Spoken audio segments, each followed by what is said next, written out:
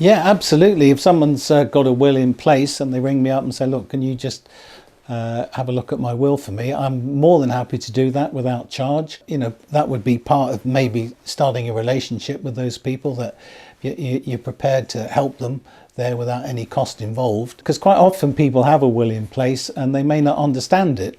It sounds strange, but they may not understand exactly what it is the will says. There might be a trust in there that they don't really understand. So it's great to be able to explain to people, look, this is what your will is doing. If you're happy with that, then there's no need to change it. Look at it again in another 5 years. Thank you very much. But if we can see something there that maybe hasn't been considered, then that's when we can offer some advice and, ideally meet people face to face and say, look, I think we've got a better solution for what you need at this time. It can be quite often, it can be that there's been a death, either of a family member or a friend.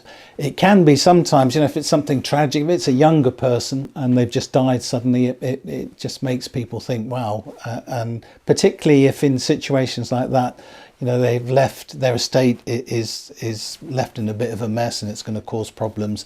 It makes people realise that, at the end of the day, we're not immortal, and one day we're all going to die, and we're all going to need a will in place. We're all going to have something to leave behind to our loved ones. So it's important to get these things in place.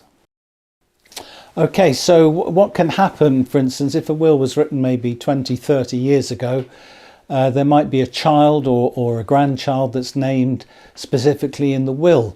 If since that time other children and grandchildren have come along, then they're quite simply, they're not in the will.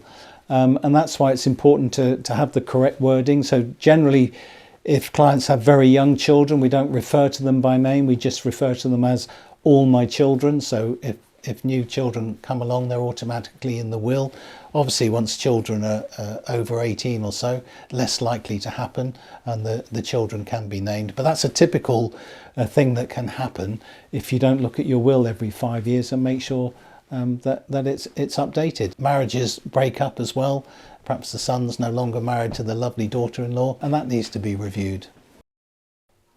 Yeah, well, we do see that, of course, where you've got clients on second marriages and one of them has more wealth. I think the classic I had was a husband and wife, and one of them had £4.5 million and the other one had £500,000. So obviously that needed careful analysis because they had children on both sides.